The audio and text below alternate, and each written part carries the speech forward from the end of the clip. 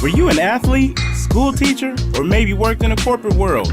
Our careers, they tend to be the way that we identify ourselves. Now, what happens when that identity is taken from you? We found ours in real estate. Now, let us help you find yours on the Free Agent Real Estate Investing Podcast, starting now.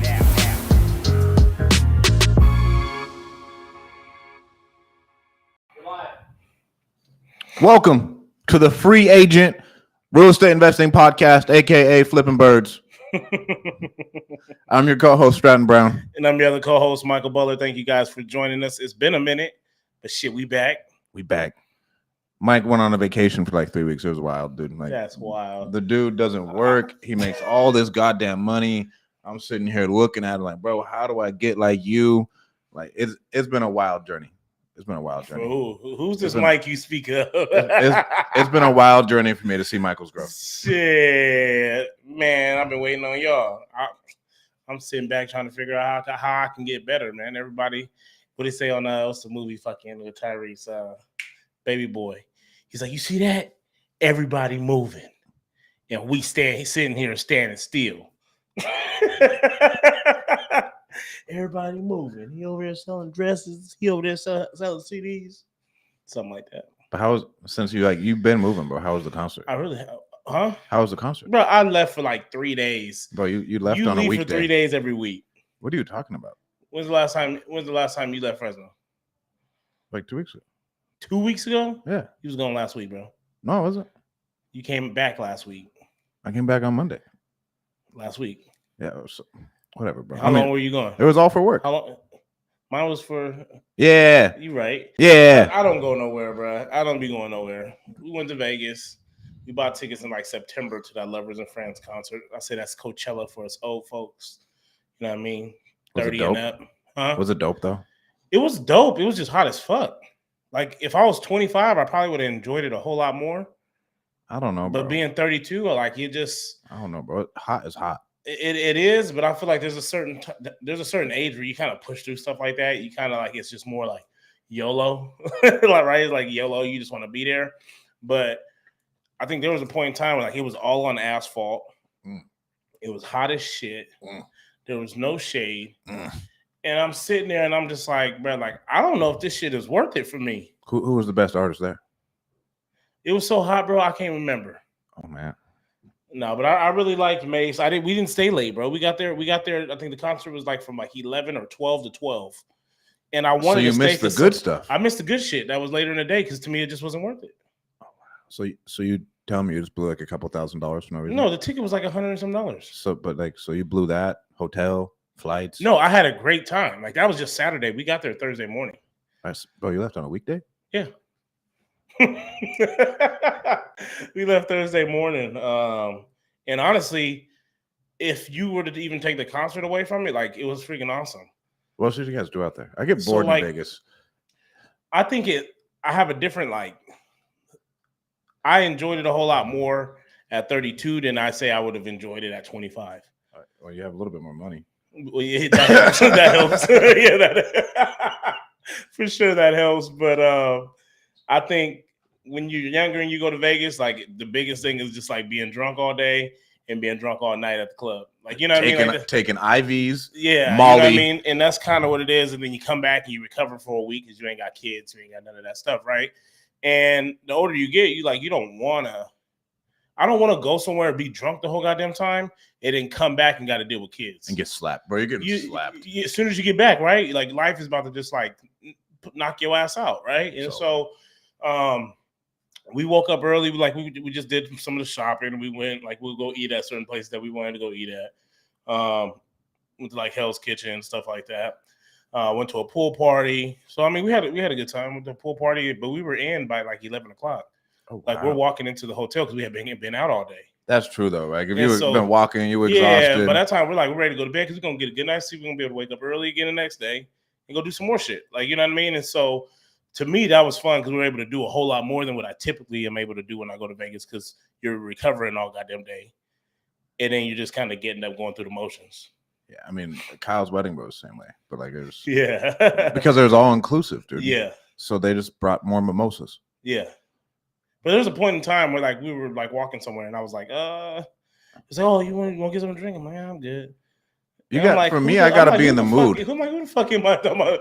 Not right now. I think it hit like 3:00 one of the days there, and I was like, man, I still ain't even had no drink yet, bro. That should become like an executive decision. It do. I don't want to be drunk all day. I do. It was grand, bro. Like we flew there, we flew back. That in itself is freaking life saving. Remember, I used to drive to Vegas. We used to drive to Vegas and fly back. Well, I mean, that was the upgrade, driving there and flying back. But we used to drive there and drive back. That's tough. Mm-hmm. That's real tough. Well, actually, I might have to drive to Vegas to register one of my cars in Utah at the end of the month. I'm not doing that. But I mean, the flight's like $200, dude. Exactly. That's why you should fly. But like, I have to register my car in the state of Utah, so I might have to do it. You can't.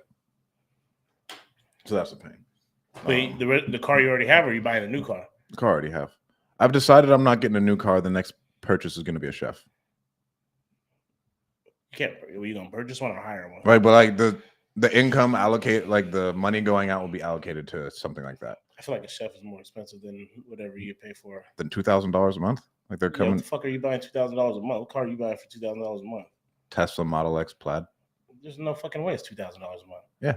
It's like $120,000-$130,000 car. It's like there's like 150. Okay. Right, and like I did the math. There's like 2,000. It's close. Right, and I mean it was close. Yeah. And I was like thinking about. I ordered one and everything, and I was like, I bitched out. I bitched out. I was like, But they say if you can't buy it cash, bro, you shouldn't buy it. I mean, there's truth to that somewhat. Like, so, like, bro, Mark doesn't buy anything if it's not cash because one of his cars got repoed when he was younger. Oh, so that's fucking a dramatic experience. That's not funny, bro. I'm not like laughing. Bro, it's funny, bro. But it's just real, the thought though. of that, like, bro, I ain't never. No payment on nothing. You're not taking my shit away from me again. Bro, I mean, so Elon Musk spoke at the All In Summit. All In's my favorite podcast of those like four like 100 millionaire billionaire dudes, and he was talking about Tesla in 2008. He was raising cash, and this is during the financial crisis when all of the major like car manufacturers almost went out of business. And he raised money on the night of Christmas Eve, and as soon as that break was over, they would have bounced their entire payroll. And if he didn't get it done that night, everything would hit the fan. And this is after he'd taken all of his proceeds from selling PayPal, and he put it all into SpaceX and Tesla. That's wild, man. I can't imagine how stressful that shit is. And so he was like, bro, I had to like go and raise this cash because if we did not raise the cash, our entire payroll would have bounced. And he's like, I got it done on Christmas Eve. Can you imagine payroll bouncing the first of the month? First of the year, actually. I mean, like first of the right Christmas time, bro. Like right after Christmas. Most people need that check. Yeah, like oh my god. It's like the stress with that, and like he said right after, if you are interested in bro, his like some semi-autobiography by Ashley Vance is really dope. Yeah. But he was like right after PayPal, like when like you see those memes about like he put everything and lived on a couch. He really did. Like he lived in his friend's spare bedroom. After he just made like a couple $100 million. Took all the cash. But he put it all into Tesla and SpaceX. He put it all into Tesla and SpaceX. And then he had to go raise more cash, and then they were just out of runway. And the reason it was so hard for him to raise cash is because like during the financial crisis, like the peak of it. Yeah. And everyone's like, so you're telling me you want me to invest in an automotive company when Ford is about to go bankrupt? Yeah, we're not Ford. Well, that's a hard sell. Like I don't know. I don't think it's a hard sell. Well, you're talking about an electric car. But this is 2008, bro. Yeah, so it's a very new concept. Bro, this is like a new concept. But I don't ever think that it was at a point where you wouldn't believe that it can be done. Because solar was around a little bit, wasn't it? Not really. I mean, but think about like when you're in tech, right? You're doing things that people never done before. That have never been done before. And so like you're telling people, because like when you're investing in venture, like tech wise, it's like a 1 in 25 hit. Right. So that means 1 out of 25 houses I buy are going to make me money. Right. So it has to be like. Think about that shit though. 1 out of 25 houses you buy in tech, bro, that 25th house will fucking blow you the fuck up. So I don't know. I may be able to take a loss on 24 houses. Right. So you take a loss. Because 25 is going to be so big. So then they were talking about it because I've been listening so much about this stuff and like, bro, the Warren Buffett only his best returns have been 20%. Mm-hmm. And then the biggest venture capital funds have only, like in the tech space, have only 2x'd. I was like, what? But they get so much capital coming in, and then like they diversify. Yeah, they diversify it so far. And that's the name of the game, 2X. I think. Like I think even as an entrepreneur, business owner, whatever it may be, like you can't like we say you got to become good at something, right? Because you want to make sure that you're constantly making some type of money. And I think you can become like rich that way. But in order to become wealthy, bro, you have to take that rich money that you get from that specialty, and you have to start putting that into other avenues. And because if one shuts down, you still got all this other shit coming in. You know what I mean? Oh yeah. Well, who else?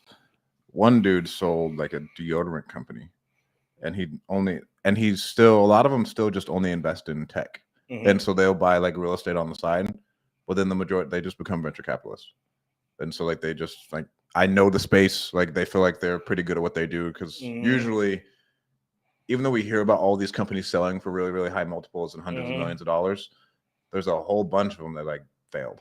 Oh, for sure. And so like if you make it out, obviously it's an ego stroke. You're like, no, I know what the fuck I'm doing. Like we've done this. Like I can invest in my done space. This 26 times, bro. I mean 25 times. Only hit once, but shit. Right. I mean, but that's all it takes. That's all it takes. All it takes is one. Hey, Max Maxwell says it all the time. He was freaking a serial entrepreneur, dude. You know what I mean? And real estate really just took off for him. And so he had already, I mean, he's failed multiple times. So failure is still the hardest thing I think I have to come to terms with. Because like I suck so much like our online marketing stuff. And it's I was talking to Dean about it, bro. It's a completely new world of like me having to learn like another new skill to where I'm trash. Yeah. I'm absolute dog shit. Like I put out an offer and ran some ads the other day. I got a fucking goose egg. And I was like, what's going on? I got to call Los. Called you an L7 loser and shit. Huh? Bro, I got to call Los. Like, Los, what the fuck did I do here? We're doing that on. We're doing stuff for call magicians. I'm going to start running ads into our Facebook group and then our other Facebook groups. And then I ran ads to like get a download of my podcast. We didn't even get any clicks. Yeah. I mean, but then was it just like a picture of you or something? Oh, fuck. That makes sense. If it's like a picture of you, bro, don't fucking touch me with your fucking dogs, bro. Bro, you need to drink some more water. He's just getting a foot cramp on the podcast. At least you got a pedicure, bro. You need that was scary, bro. A pedicure? No, my foot cramp. Oh, that's a cramp, bro. You play football. That's just normal. All right, let me bounce back. Let me get back in my zone. Let me get back in my zone. So you just closed on a flip. Yeah, so we just bought a flip. Excited about that? Yeah, man. Those motherfuckers don't pick up their phone. I had to go bang on their door. When you went to go drop the 60 day? No, so I dropped the 60 day. They didn't answer. Then she came out and she was like, we already know the lady's racist. So. Well, at the end of the day, none of that shit matters. She can scream all she wants. And I was like, so I was pretty much like, I have no intentions of keeping you here. Yeah. We have two options. Either you can take the money and leave, or you have an eviction on your record and you're not going to have anywhere to go. Yeah. And like, obviously, you say it in a more professional way to where you're on their side. But then, like, bro, they treated the house like shit for years. They had to know it was coming. This shit's not like, this ain't new. Same thing with pre-foreclosures and bro, this shit ain't new. And shit like that. You knew this shit was getting sold at an auction. Bro, so in some way you prepared. Bro, you know. She had to know from the time we walked through the house about a month ago. Yeah, like, you know. And so what was the outcome of that? So now they still haven't picked up their phone. Probably today. But we can go over there right after the podcast. Yeah, let's go over there right after the podcast and knock on the door. Yeah, she's racist. She's really gonna love it. Two black dudes knocking on the door. Like so Anton, you still in my house? that one has been interesting. Because he was like, what else? They're like, oh, so that's how it's gonna be, like an eviction, or like we have to leave. Like that's how all of it. That's how life works. But that's how all of them go. Like, do you think there's another outcome? Yeah. Either way, it ends with you out of this house. Yeah, I was like, either way, like only one of the ways benefits you. Yeah, I was like, I want to like be on your side, and I would love for the one that benefits you to be the one you take. And so I was like, I'm either paying you or I'm paying an attorney. Either way, the house will be vacant. Either way, that house will be vacant. Either way, we want that smoke. And like you can fuck up. And we'll take the smoking either way, whether you burn this bitch down or not. Because fire damaged houses has been eating on the MLS. Like, I mean, you could fuck it up so much on the way out and shit wouldn't matter. Yeah.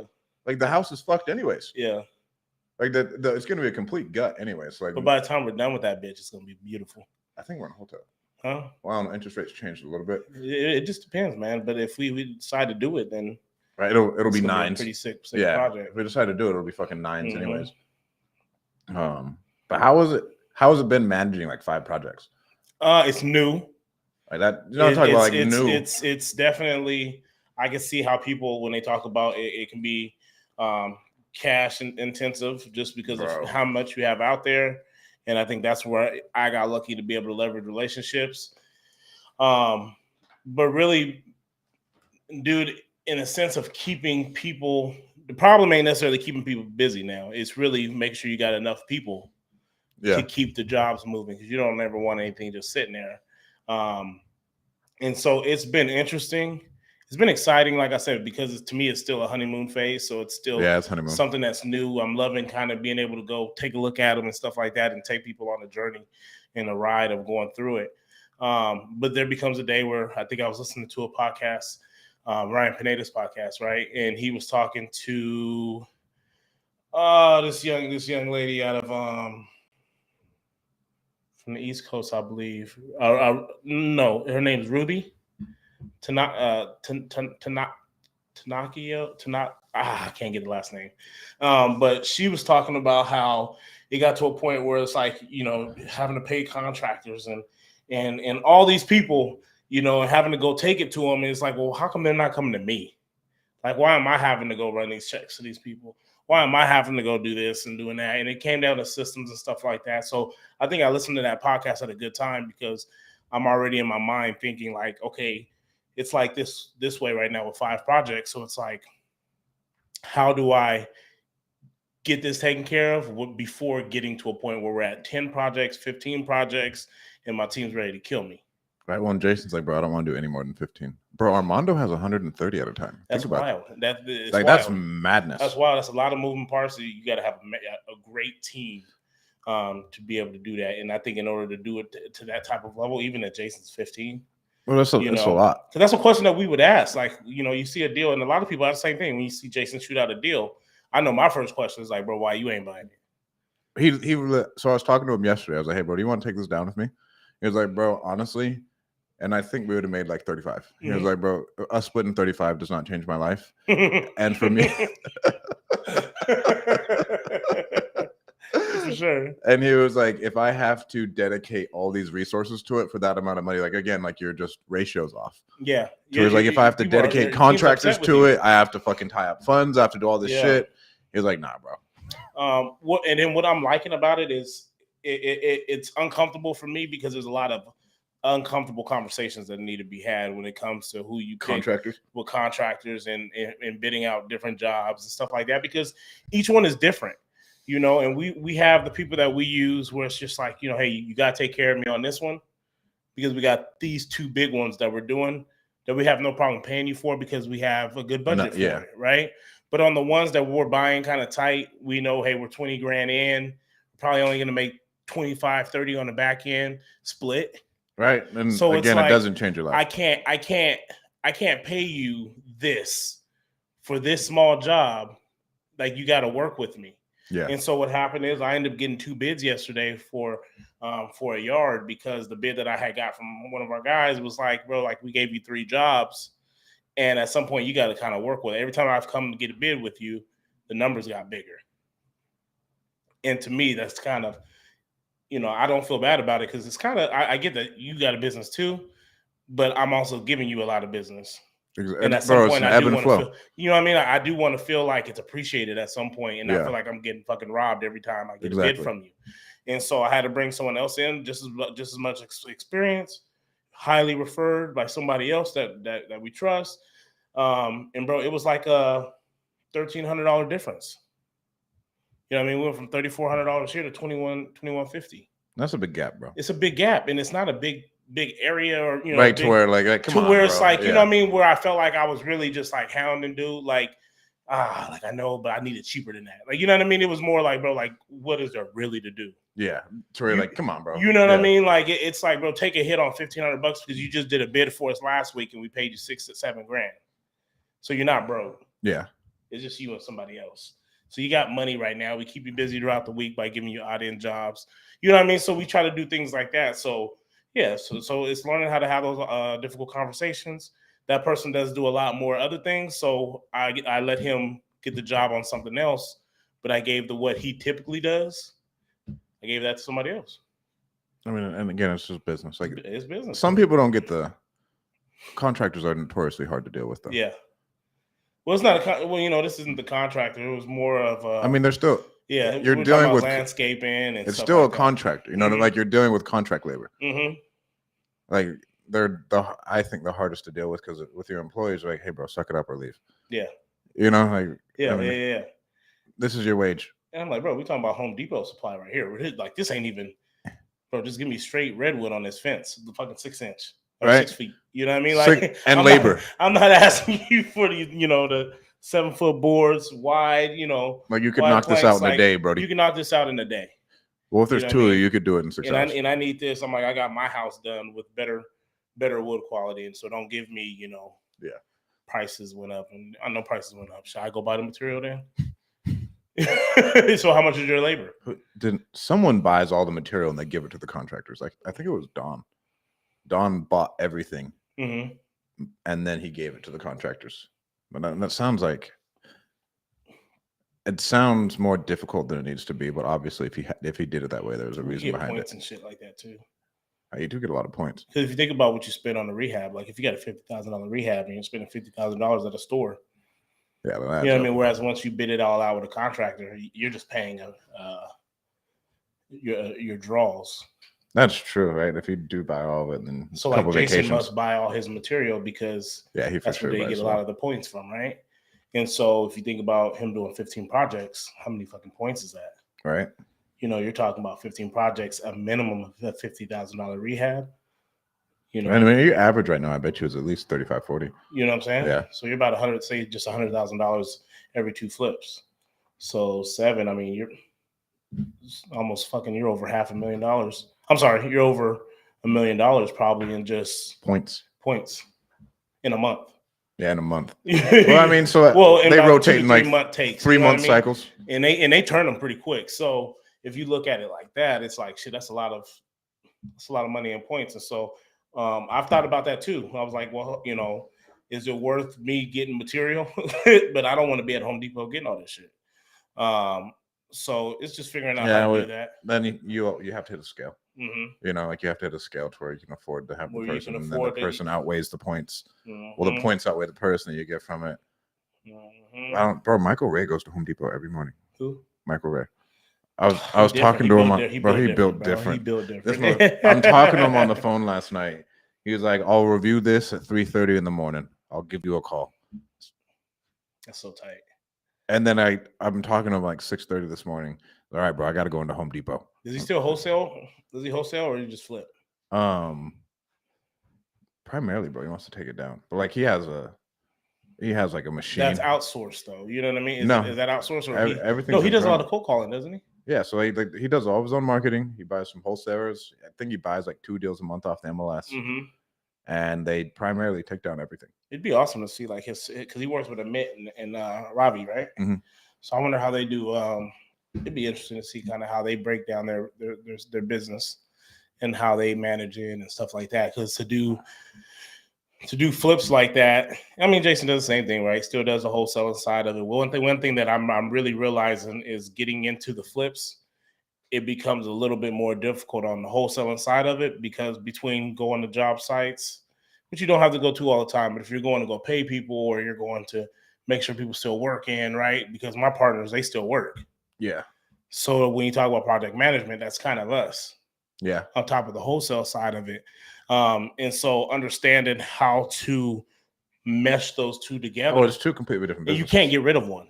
You can't get rid of one because one feeds the other one big time. Yeah. When you talk about you get bigger chunks of money, I would say, from wholesaling, I think, flipping is dope because you can get a couple of them to close at once and then it'll blow up a month like that, right? Yeah. So like these 5 projects, we can be broke for 2 months and you get 3 projects to close in 1 month. Next thing you know, you got a 6-figure month. Yeah. Right. And so it's finding the ebbs and flows with those 2 businesses and finding out how you can mesh those 2 together flawlessly, I guess. One thing that Don did is from all his private money lenders, he charges an acquisition fee. And that's the marketing that it costs to get that deal. So he knew his KPIs. So let's say, which makes sense. And that's something that I learned after some of it was just like, okay, you really got to start thinking like a business owner. Yeah.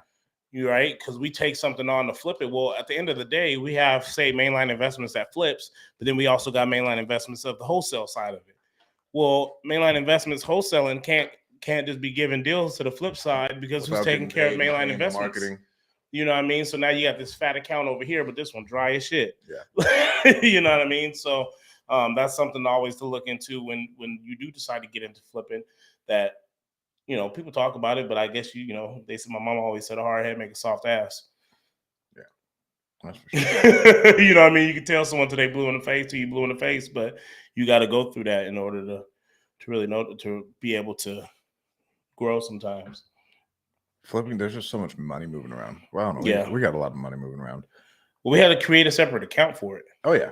And I knew that had to take place because I think with wholesaling, you usually have a lot of subscriptions. Oh, yeah. And so you got money that's just coming out of there. And the last thing I wanted to do was have someone else's money, private money for flipping projects. And they're like, what's this? Next thing you know, you're seeing all of these things coming out, and you may start with $50,000, and by the end of the month, you're sitting at 30, and you ain't paid shit. Yeah, you're like, bro, where did $20,000 come from? You're like, the wholesale side took it. You know what I mean? Exactly. So you start learning those little things. So I knew that was something I didn't want to play with from the beginning. Not at all, bro. Especially with other people's money. Well, I have some questions for you. I came up with some topics. Okay. Oh, interest rates have gone up. What do you think, dude? You so gotta know now, huh? You gotta know now. You gotta pay attention now that you're actually involved. I think it doesn't scare me only because I heard someone saying, I can't remember where it was at, but they were just like, when I started investing, it might have been Jason. He said when he was investing, he was buying early on, he was paying 7% interest rates, and at that time they thought that was a great deal. You know what I mean? And so after hearing that, it just, to me, my perception on interest rates just kind of changed because I feel like a lot of investors did really good at those times. And so why would I let an interest rate affect what I'm doing already? Would I necessarily need to buy it a lot deeper? Maybe. But at the end of the day, like, it depends on what you're trying to do. Like, if you're buying it to hold it, then like at some point they'll drop. Maybe it's 10 years from now, maybe it's 15 years from now, I'll fucking refi it. But if the numbers make sense right now, then it makes sense. On the flipping side of things, I think you gotta come down from, I think, more of luxury flips. But at the same time, with some of those, like, maybe don't do so many of them, right? And when you talk about luxury, I say anything really above median price point, right?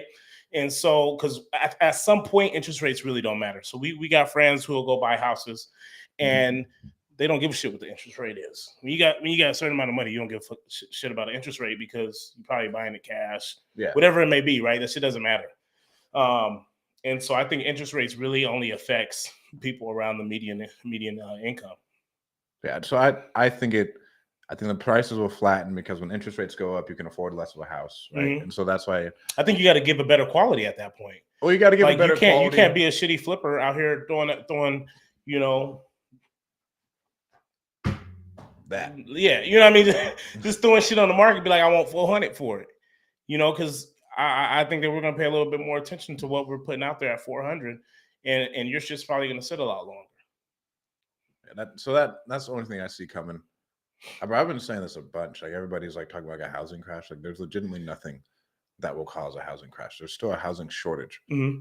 Like, there's not enough supply, and there's still demand, and the's going to still be demand. It's just, I think buyers are really just getting to a point where they're like, just fuck that. I'm not fuck you. Like I think that's where we are right now. They're like, bro, I'm not going to be fucking offered 22 out of, offer 21 out of 22 offers. Like, I'm just gonna wait till the time hits. Like, you know what I mean? Like, I think that's just where it's at. I think this is a good position because, like, even with the wholesale side for me, things get a little bit tighter, and it's like, well, fuck. Like, at some point, you're like, shit. Like, how long do I do this? You know what I mean? But I'm built for shit like this. You know what I mean? Like, the shit can come fucking tanking down for me, and I don't care. I'm gonna keep it pushing. You know, if I gotta start all over, I'm gonna start all over. I don't care, but I'm not stopping. Yeah. And I think this is a great time in real estate where we're gonna be able to weed out a lot of people that really ain't built for it. What? I only know a couple people with really large wholesaling companies. Mm-hmm. So, I mean, again, like we talk about all the time, bro. Scaling doesn't mean you're going to scale up a wholesaling company. It just means you scale up and you start buying better shit. You buy better shit. You find different ways of taking things down. You find different ways to build a rental portfolio. Like you got into it for a rental portfolio, and it showed you an entrepreneurship. Yes. But then in all reality, dude, like if you're gonna do it now, like so we locked up that $3.1 million deal, and that should be a 7-figure paycheck. Mm-hmm. I want to do more of those. Like fuck some houses. You learn how to do better deals, and you stay in this business long enough. You learn how to turn everything into a deal. You know what I mean? Like, you learn how to better strategize and take advantage of discounted properties, because maybe it's not necessarily a discounted property, but maybe it's someone willing to carry a note. Michael Zuber just talked about this whole thing that they're doing, that 50-40-10 rule. Like, well, there's investors out here spending 20% on the down payment for an investment property. But now if you can find a deal, someone's interested in selling, but maybe they're not willing to just knock it down like that, but maybe they're willing to carry 40% of that note. Right. That's a huge product that came out. I've never even heard of that. It's like, oh, it's been happening for years. Like, bro, how have I never heard of this product? Because it's one of those things, like, even if you did hear it, it wouldn't have registered to you. Because at the time, you might not have had the knowledge to really understand what it really was. I feel like Alan would have said something. Mm-hmm. Alan was like, nah, bro, we can take it down like this. Yeah. But I feel like at that time, when you were with Alan, shit was so damn cheap, it really didn't matter at that point. Yeah, that's true. Yeah, well, it's relative, right? Relatively. But I'm saying, like, it was already cheap, and he was buying at a discount. Yeah. You know, cash. So that product, it wasn't like he was buying turnkey, because there was still a lot of inventory in distressed properties. Yeah. You know what I mean? Whereas now there's not necessarily, I mean, there's still a lot of distressed properties. It just ain't a whole lot of discount going on. You know what I mean? So you have to be creative in how you're purchasing these things. And you got homeowners who are being unrealistic with some price points. And so it's like, you know what? I can give you your price if you carry 40% of the note. We tried doing that with another storage deal. Mm-hmm. Actually, to where that's we'll always try, like, hey, so here's cash, here's conventional, here's owner financed. Mm-hmm. And so we pitched out, but we wanted him to, we were going to only put 10% down, but he was going to get a lot of money. But, well, he can still get 50% from the bank now. Okay, actually, you know what? He get 50% from the bank now. Yeah, he get, well, 60 basically, because you got to put 10 down. No, that might not be. With that model, the cash flow wouldn't work.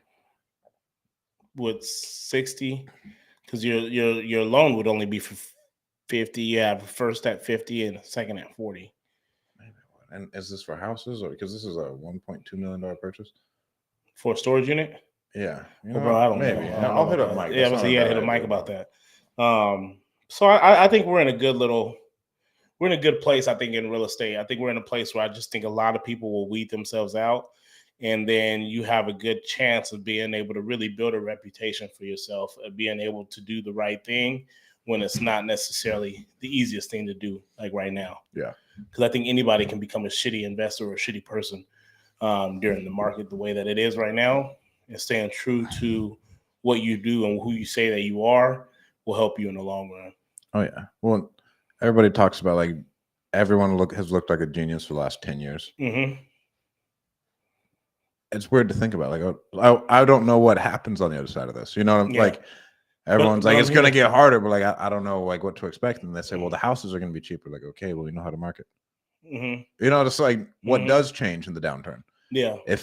Especially like with wholesaling, bro, you're not exposed to really any risk. You're not exposed to risk, but you're able to. I think that the benefit is that you're able to see or feel when things get different. But then, like, so, like, let's say things get different. It's not like you're flipping and then your ass falls out. Yes, this is what I'm saying. But if you have an operation that you have to keep going, that's your risk. Because if that's your livelihood, like, I don't have another job. So to me, I'm risking everything wholesaling. But at least you're not. I mean, so let's say you're doing that, then you have a couple $1 million raised in flips, and then those assets fall out and the operation. You know what I'm saying? That's Like, fucking horrible. To where like that's some like that's horrible as fuck. I feel like you're somewhat exposed. Yes, there. you are. Yes, you are. To where that's why I was thinking about it. To where in wholesaling, but there is no real downside risk except capital you invest, and it's generally when you have it set up, like the capital is just being reinvested consistently, and you're gonna eventually be pulling out profits, and it's like that and that. But is there a whole ton of downside? No. You're right. That is kind of scary because for the most part, I mean, I went from wholesaling to, having over $1 million in other people's money. Yeah, like so it's like it's a different game. That's a different game, yes. To where like you're bootstrapping your wholesaling stuff, like, and then you're going out and you're raising capital for these flips. Now you're worried about other people's shit. Like I can go back down again and come back up, but I don't want to go back down with other people's money. Because then, but I mean, and you'll always take care of them. But again, this is just like the risk I see you being exposed to is like, okay, or even if you're doing it like with hard money loans and like you get foreclosed on all that shit, like that's a pain in the ass if you get 5 different foreclosures on hard money loans because the market fell out. Because a lot of people lost their ass in 2008. Yeah. So buying good. I think one thing that I can say is that every project that we've bought so far has been under the median income. And it's been at a discount. Oh yeah. So even if we lost our ass, I still believe that we'd be able to sell for. Well, it doesn't happen overnight. Like, no, that's I know. Thing about but you know what I mean? I think we would still be able to get out of. I mean, you talk about the Roosevelt project that we got over here. I mean, that one's going to be. I mean, we're going to push down there $150,000 renovation. You know what I mean? But we're still in a good position if shit was to hit the fan, and we would probably still make money off. Well, the thing is, generally, it takes like a year. You know, like it's not like overnight. Oh my God, house prices drop. There's nothing physically that can do that. It's not like crypto. It's not like the stock market. Yeah, but they do say buy the dips. That's the next thing I had. It's easy to say be greedy when other people are fearful. Right, like that, whatever Warren Buffett quote is, because like, bro, you don't know, like you're doing their own fucking human psychology. And what if you're buying the dip and the dip wasn't really the dip? It's the dip based off where it was at. Yeah, it's the dip. You talk about Bitcoin was almost at like 60,000 a coin, right? Right now it's like at 30. Yeah, it's like 29. You know what I mean? So right, it's like, okay, if that shit goes to 31, like, will you say that was essentially the dip, right? The 30 was like the dip, right? Well, if you bought a bunch at fucking 50 and it went down to 30, did you buy the dip? No, you didn't buy the. I mean, you have like your certain strike price, and obviously it always goes like up. It got to be like, I mean, from 60 to 50, bro. You're not. I mean, let's be real. Like, now at 30, bro, that's a 50% discount, right? That's a fucking dip to me. Like, I'm sorry. Like, it could drop a whole lot lower, but you know what? At 30, like, that sounds good, because if it just goes to where it was at, double. You know what I mean? Like, so I think that's. But now you're talking about $30,000 a coin. I mean, but still. So how much money are you putting in? To really get rich off of that? I remember talking with my dad, dude, in college when Bitcoin was like $1,700 a coin, and I was like, "Let me get $300." So you could buy like. I could buy like a little chunk of a Bitcoin. Like that. I mean, it's still going up. But that one is, I think, the train that like. What that would have been when it was up at 60. A lot. You know what I mean? I mean, if it's worth like $1,700, what's 1,700? What's 3, 6, 9, 12, 15? So it'd be like 20 grand. Okay. Yeah, like 20 grand. Nice little down payment on a hard money. And you could have bought a house with that shit. Right, I could have bought a house for that. But I told you my dad. So when he got in one of his many bike accidents, his phone broke, and he had his Google Authenticator on there. And so all of his crypto was on, all of his crypto passwords and wallet keys and everything were on that phone. And the phone broke and the screen broke, and he can't get it to reload. And so he lost all of his crypto. He didn't lose it. It's still there. No, it's gone, bro. Like, because you can't get access to it. But it's still there. It's gone. Like, we've tried. Like, he needs to go try a little bit harder. But like, bro, like, I mean, even. I'm saying it's not gone. Like, it's. Yeah, the money's still going. It's in a wallet somewhere. It's in a wallet somewhere, man. It's in a wallet somewhere, but oh my God. You don't even know the email address? There is, in crypto, there is no email address. It's like either you have the keys and the authenticator or nothing. So like that's the thing. So like with MetaMask, like you have your wallet, and then with my wallet, I have 3 different rows of like 12 words, and those 12 words are the keys to my wallet. And if someone else has those keys, they own my wallet, and the keys never change. Horrible, bro. That's like the worst thing that could ever happen to me. Right. So, but like I don't remember shit, and you can't put it anywhere. And so I have like my keys up in my closet, hidden. Oh yeah. I mean, not anymore. Whatever, bro. Not really hidden because you just whatever. We can move them. I'll move them today. Like, right next to my Glock. Right next to my Glock. Underneath the purple Nike. Yeah, that's right. But next to the Glock, though. But then, like, so like the keys, like people put like they write it down on a piece of paper and they put it in a safe, because if you lose it, you lose it. Yeah. And like so, like with my crypto, I only do it on one laptop. Yeah. And I never do it when it's connected to Wi-Fi. I plug it into my router. That makes sense because people can hack Wi-Fi. Yeah, because like people can hack the Wi-Fi and then go fuck you. It's wild. Like a dude lost all of his NFTs when I was in Dallas. Like we were there for an event, and this dude was like, "Bro, I just lost like 40K of my NFTs because he clicked the wrong thing in Discord," and it happens all the time. It happens because like Discord's so mayhem in there, so it looks like Slack. Yeah. But then like it looks like someone from the right Slack team messaged you that like it dropped, and then you click it and they fucking just go and they take all your shit. Damn. That one's a rough one. All right, what else do I got? Oh, running lean. Same thing with recession. Just running fucking more lean. And we'll be running a little bit more lean here coming soon. Interest rates. How is managing 5 flips at a time? I still think it's easy to say be greedy when other people are fearful and be fearful when other people are greedy. Because like you still want to catch the run up. Yeah. I don't want to be too fearful. Because like think about Sam Zell in 2018, Sam Zell is like the greatest real estate investor of all time. And he sold off the majority of his portfolio. For what? He was like, bro, I'm calling top. But like, what's your end goal, bro? Like, I feel like that's kind of silly. No, like, what was he trying to do? Like, I feel like he was calling. Yeah, you're at the top, bro. But like, no, he was calling top of the market. I get it, but and like, he was like taking chips off. You're taking chips off the table just to make yourself feel better, right? I mean, yeah. You want to. Now you got money sitting in the bank doing what? Being ready for the bottom. Okay. So like Warren Buffett's like super well capitalized right now. So Warren Buffett's like, bro, that's relative. He's like, I got a ton of money in the bank. Yeah. And I'm waiting. And so Sam Zell was like, you know what? I'm going to take this because I've never gotten prices like this for these assets. And then I can wait. But Zuber did the same thing. A lot of people did that. Yeah. Like, so they called the top like, hey, bro, it's 2018. Like in all reality, we haven't seen a dip in 10 years. Generally, it's a 10-year cycle. And then the only reason it didn't really dip is because the government truly inflated the market. For sure.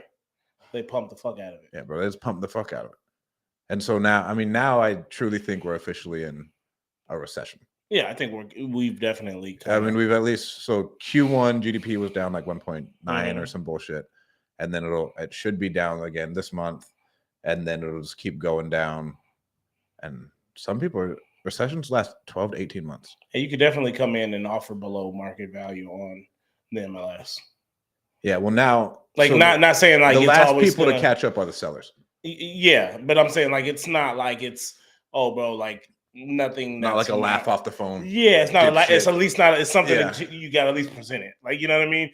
Before they wasn't even presenting that shit. Like, bro, I listed it 50,000 over what it's worth, and we got 30 offers over that. Like, you know what I mean? And you're coming in below. Like now it's like, bro, they got them at asking price with a whole lot of contingencies, you know what I mean? Or they got some below. Yeah. So, yeah. Jake, we got questions? No questions. People don't fuck with us like that. So. Well, it's hard when you go live every 3 weeks. I know. We're going to be back next week, though, right? Or are you out of town? Because you're always on vacation. Bro, I'm not always on vacation. Are you going next week? I don't know yet. You know what I'm saying? He don't even know if he's going on vacation. How can I make $1 million in my second year? How can you make $1 million in your second year? How can you make $1 million in your second year? You truly need to hire on more staff and run more advertising. That's all. Tell people what I do. So Jake is our video man, and he does amazing podcast work for us. Ascent Film Company. Hit him up on IG. He does such a good job for us that he no longer really is exclusively. Yeah, he doesn't just fucking work for us now he goes with a whole lot of better people, and he comes back and tells us how shitty our shit is. So how are you gonna make $1 million in a year? Truly, so you don't spend any money on advertising yet, and that's why we push you to go to that other video conference, because I think it's just an easy way to advertise yourself to go pick up more clientele. So the true number one thing we're gonna do is like, all right, so how can I fill up my calendar every day with work because you're a service provider? And then I hit that point, and what's my threshold? And okay, then how do I find the people who are going to replace me or be there when I'm not there, so I can keep scaling up and replacing myself, But the number one key for you is advertising dollars. Like advertising, that's why we told you to do the Frank thing, because like, well, we need to get more and more people just hitting you up, getting that phone ringing. So which they should be hitting them up anyway, because I mean, the product is awesome. Yeah. I think it's definitely helped us with so much going on to be able to show up, have it set up already. Don't have to worry about hitting the broadcast button. Don't have to worry about sending it to VAs to get it chopped up, or having him chop it up, or just, you know what I mean? Like we come here, it's set up, we sit, he focuses the cameras, make sure the mic, sound, audio is good. And then from that point, we just rip and run. And when it's done, bro, we just fucking take off. Exactly. Like doing a podcast doesn't have to be to that level, but at the same time, I think you need to make it where it can be as turnkey as possible, because at the end of the day, you want to have good graphics, you want to have good thumbnails, you want to have good video clips on Instagram, because those are the things that's going to help you build those brands. And Jake, I think you need to productize what you do a little bit more. That was the other thing I want to talk to you about. So like when you go to that event, let's have a full list of services that we know, like we can pitch them out. Like, so like we show up there and someone's like, oh, so like, what do you do? So like we have this, we have this, we have this. And then it's different packages, kind of like the event you're going to. Like you paid for the best of the best to go to that event because you were looking for something very specific. And so same thing with content in media. You need to have a package for different things, because not everyone wants to do a podcast. Some people maybe sell jewelry on social media. So what is it? Graphics? Is it little reels that you can give them? Like what are the different packages that you can give someone who's looking to build a brand on social media? And I do think the podcast setup consulting could be a high ticket thing, to where that could really, like, it's a big cash infusion of like, you know what, hey, I'll consult on what we need to do. I'll help you set up all the live streams to all these different things. Like, and you can list that all out to where that's huge too. You could charge $25K. Like, hey, I'll come in. This is what I'm going to do. I'll help you set it up. Like, hey, you know what? We need lights here. We need lights here. We need lights here. And let's say you come in and like you somewhat project manage it. Like, no, I need this. I need this. I need this. These are the cameras. These are the angles we need. To where that's a high ticket. That's a skill that you got. Yeah. And like, that's a skill, right? A really good skill that you have. And so let's say we do, again, we productize it out. Like, okay, so these are all the materials we need. You fly in. It's a 2-day thing. You charge $25,000. It's over with. $25,000 is what I can put in my pocket. No, that's materials too. Well, it depends on what package. So, but you're not buying. If you want to charge materials, I charge more. So let's talk about like with us, like with Airbnb, right? Yeah, and so we don't charge for it at the moment, right? But it's one of those things where setting up an Airbnb is one of those things where it does take a specific knowledge on what guests like, right? And so from there, it's like a lot of people don't have the time to sit there and design an Airbnb, go shopping for that stuff. That's why they got interior designers and stuff, right? So now I can charge you to set up your listing and furnish your listing, which you're paying the furniture. So say it costs $12,000 to just go get the furniture, amenities, and shit like that. On top of that, you have your consultation fee and the cost of your time in order to do this. So you're charging them just to tell them what they need and for my time. But then, my specialized knowledge in that field. So yes, if you want to go do it, $12,000, because you just got to go buy your shit and put it together. But if I'm going to do it, $17,000, because I have to take my time to go get it, furnish it, put it together, bring my team, blah, blah, blah, blah, blah. So you're paying an additional $5,000 for me to do it, or you can do it. Same thing. A podcast room could cost you, if you went out and bought the stuff and put it all together, it can cost you $25,000. But if I'm going to do it, it's going to cost you $35,000. And I still think we need relate the ROI into it, right? So like what I was talking about, so its brand is so fucking long term, to where people talk like, oh yeah, you make so much money off your social. Like, bro, I don't make any money directly from my social media. Like Instagram doesn't pay me, YouTube doesn't pay me. So like you have to lay out like, hey, so when you do this, this is what it's going to look like. This is going to be ROI on it over time, and it's that hard. You have to get down that pitch of what they're going to get out of it, because I mean that's a true high ticket sell of, yeah, bro. I mean it's going to cost you 25 grand. Like you're really investing into this, and so you need to show them like where their ROI is going to be, because most people who can afford that, they're only doing it for ROI. In a long-term play. You guys rock. No, you rock. You rock. You rock. But if we have no more questions or anything like that, I think we can go ahead and we'll see them next week, right? It's 1:22. Been off about an hour. Have we? Yeah. All right. Yeah. Let's dip. And there are some questions on the Facebook. All right, shoot them out. What are they?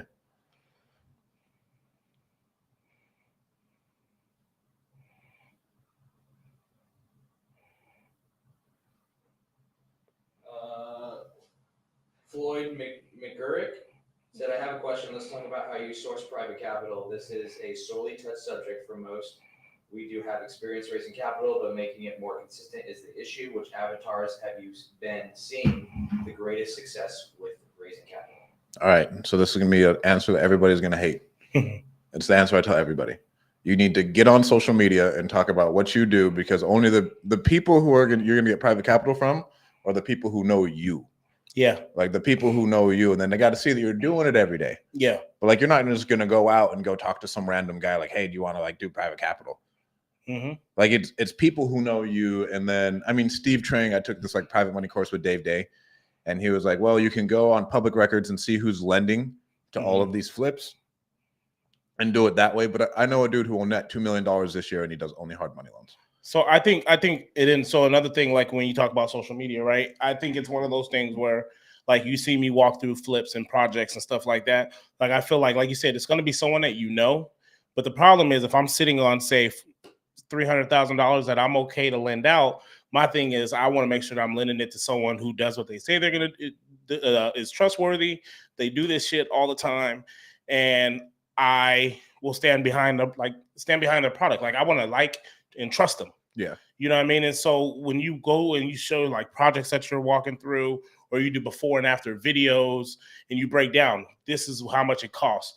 This is what I did. Like, people like to see people who look, are responsible with money. And we paid the lender X amount. And we paid the lender, yeah, for sure, right? You know what I mean? Like, borrowed $20,000, my lender got paid $5,000 in the span of 6 months. Like, you know what I mean? Like, that's 20% return in 6 months off $20,000. You can't get a rental property to pay you that you can go buy for $20,000. That's going to pay you $500 a month. So, like, there's a value there. And so by putting those things out there, people see it, and then that's how those people become lenders. Yeah, that's your avatar. And then if you're good in your space and like you're built into your community, like I reach out to, so like I'll reach out to Brad. Like I reached out to Brad on a deal. I was like, hey Brad, I'm looking at this deal. Do you want to lend on it? He's like, bro, it's not big enough. Like he's like, he was like, I will lend on it, but I want to make at least 20K in interest whenever I do anything. This isn't going to hit that market, so I don't want to do it. Like, send me the next one. But that's still a good conversation, because now as you grow, you're going to come up on one of those deals that you can wholesale, that you can buy for 500 grand, that you believe you could put, clean it out, put it back on the market for $700,000-$800,000. But you know what? Like, bro, who am I going to get this kind of money from? Oh, shit, I can give Brad a $20,000 on this, and now you already have a person for a deal like that. Yeah. So like it really comes from relationships, and like I think you need to be active in your community. Look at Jason. Look at Jason. How many people hit Jason up asking, hey, how can I invest with you?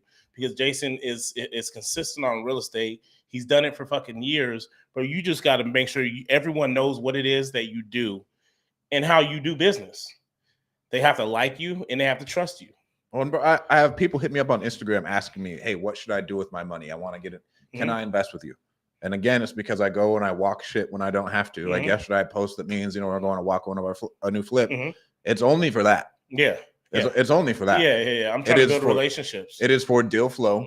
And the social media is really there for deal flow in tons of different aspects. But it's really just not there for pleasure, bro. Yeah, like that's a strict business move. Like, so it's all there for that. So you need to be a little bit more intentional with what you're doing with your social media to get out whatever you want. And like everybody everybody thinks like, oh, social media is so toxic. I don't know why you're doing it, blah, blah, blah. Because you're consuming too much of it. Yeah, like you compete with Budweiser, you compete with Coca-Cola, you're competing with Gary Vee, you're competing with Grant Cardone. I'm competing with everybody. Like they have my eyeballs. Is what I think. So like, how can I get more and more eyeballs to monetize those eyeballs in whatever way possible? Maybe it is deal flow. Maybe all those money. people with money, bro, aren't on social media for no reason. You know what I mean? Like, think about it. Like Grant fucking rules fucking social media. Hormozy, bro. And Hormozy, they got so much fucking money. You think they need you? They don't need Instagram. Like, you know what I mean? Like, they're not on it just to be on it. Like, it brings a value to them. There's an ROI from them being able to scale their multiple other businesses. Because what's Hormozy's thing? He helps startup companies in a way, right? But you have to be doing like $2 to $10 million a year, right? You have to be doing more than $3 million a year. And then, so his entire social media is all acquisition. So he's like, I do this so people see my knowledge, see what I've done. And then that automatically generates leads. And so now his deal flow in that business has exponentially increased. Which he's taken on businesses that are low key already kind of successful. Like they've just hit a wall, but they've hit a wall. Exactly. But you've shown you've had a good product. You've shown that people love this product. You just don't have the right. And you've shown an exit too. And you've shown an exit, right? You just don't have the processes. You don't have the knowledge of breaking that $2 million, $3 million wall to get to 10, 15, 20, 25. And he does. Right. So he's like, bro, he's only taking on successful fucking products.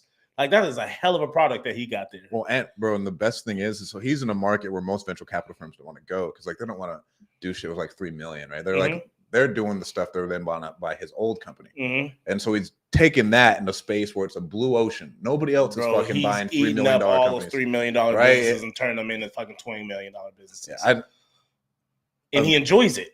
He enjoys it. Fucking amazing business. You know what I mean? And it's I think it's dope. Next question.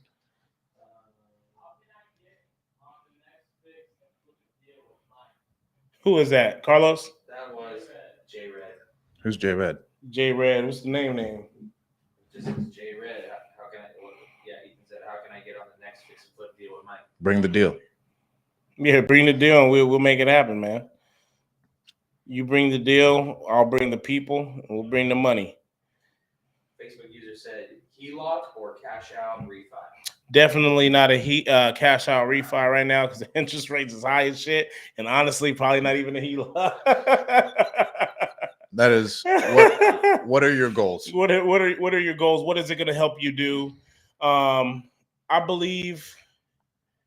Well, I don't know if you're doing a cash out refi and you got a higher interest rate, it makes sense. If you have when do you buy this house? Because a high interest rate, if you bought it within the last fucking 10 years, is probably a 4. Yeah. You know what I mean? Like, so like, if you really are, you're not winning unless you have dumbass equity. Well, and you know what? No, a HELOC. Because, and again, this is not financial advice. This is not financial advice. But I believe you can do a HELOC for like 2 to 3%, I think. For like, or was that a business line of credit? I've seen a business line of credit, I believe. It give you up to $250,000 at like 2% interest for like 6 years. I think Union Bank had something like that. It depends on what you want to do. And like, so even I'm a big fan of betting on yourself. And if you're gonna, let's say, do a cash out refi and you put yourself at a higher rate, but you know exactly what you're gonna do with that cash, and you can say like, okay, well, here's my spread on the rate, so I'm gonna make a 10% return, and my interest rate is at 5. Now I'm making a 5%. Yeah, like I'm making a 5% spread on what I'm doing, and you're able to go buy another asset. Yeah, like so, like that makes sense. But like you gotta have a plan of again, like what are you trying to accomplish with the money? You don't want to just do it just to do it. Like, I agree with you. If you have enough equity to the point to where you can put 20% down on a distressed property, right?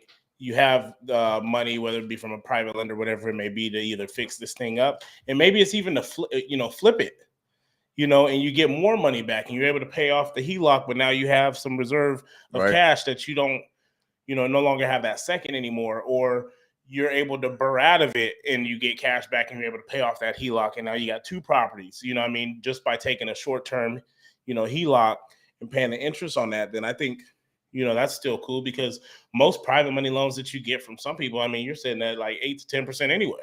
Like regardless. So why not take a HELOC out on your house at 6%?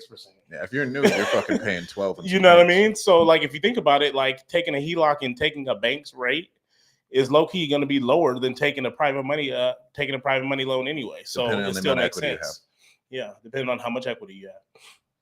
Anything else, Jake? All right, cool. Sweet. Thank you for the questions. Those are great questions, man. I'd love for our podcast to have a little bit more of those, so we can stick to real estate a little bit more. But if we don't have real estate questions, we're just going to kind of just talk about what comes to our mind. Man, fuck real estate, bro.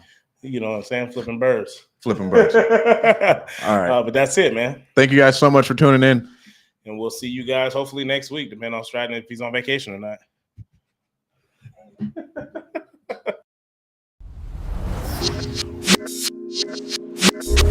Thank you for tuning in to the Free Agent Real Estate Investing Podcast. Don't forget to give us a 5-star review. If you would like to stay in touch with Stratton and myself, follow us on Instagram.